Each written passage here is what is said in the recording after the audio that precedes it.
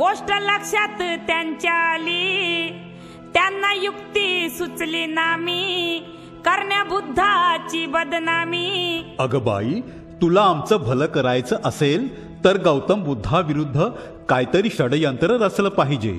असं डोकं चालव की लोकांनी बुद्धाचं नावच सोडलं पाहिजे. असं म्हणता वय? मग बघा ना मी काय करते. रोज नटून थटून अंधार पडल्यावर लोक बोलायचे, कुठं तू चाललीस बर. मी सांगायचे चालले मी बुद्धाकड, लोक बघायचे शंकेने माझ्याकड. मग कुठं जायची तू? अहो मी तर जेतवाना जवळत्या तीर्थकारामात रात्र घालवायचे. असं का? आणि नंतर? अहो सांगते पुढचं, करू नका घाई. अग बाई मला म्हणतात चिंचाबाई, अग बाई मला म्हणतात चिंचाबाई. 4 महिने झाल्यावर बांधलं गठुळ पोटावर, म्हटले बुद्धानं माझ्यावर प्रेम केले हे खरोखर. काय म्हणतेस तू? म्हणजे ह्या पोटाला कारण बुद्ध आहे का? हो ना, दिसत नाही का मी गर्भवती आहे ते? तुम्ही बघायचे मी जात होते कुठं, रोज सकाळी व्हायची आपली भेट. आता बघा ना या पोटाकड नीट, जाब विचारते बुद्धाला जाऊन थेट. म्हटले भगवान तुम्ही काय उपदेश देता लोकांना?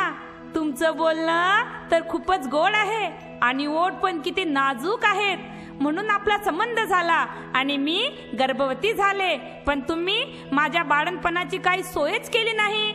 जर जमत नसेल ना तुम्हाला तर सांगा ना कौशल देशाच्या राजाला, नाही तर विशाखेला सांगा सोय करायला. मग केली का सोय त्यांनी? अहो काही सोयच केली नाही. अग बाई मला म्हणतात चिंचाबाई, अग बाई मला म्हणतात चिंचाबाई.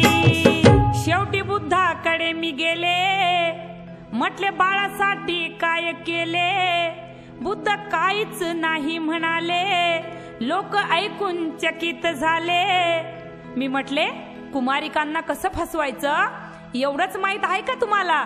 आणि होणाऱ्या बाळाचा सांभाळ कसा करावा हे माहित नाही वाटतं. आणि मग काय बोलले बुद्ध? बुद्ध म्हणाले बहीण तू बोलतेस काय, खोट्या रोगाला प्रथम नाही उपाय. जरी लोकांनी ठेवला विश्वास तुझ्यावर, फक्त तुला नि मला हे माहित आहे खरं. आणि मग काय झालं? आता काय सांगू?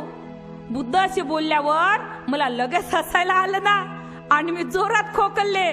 आणि मग पोटाला बांधलेली दोरीची गाठ झाली ना ढिली, आणि मग पडलं हे गठुळ खाली, आणि कळलं लोकांना काय सत्य आहे ते. मग तर भडकलेच असतील लोक. अहो भडकले काय म्हणता, चांगलं काठ्यांनी आणि दगड्यांनी झोडपलं ना मला आणि दिलं तिथून हाकलून. आणि नंतर काय झालं? ही झुकली अंजली बुद्धाच्या पायी. अग बाई मला म्हणतात चिंचाबाई,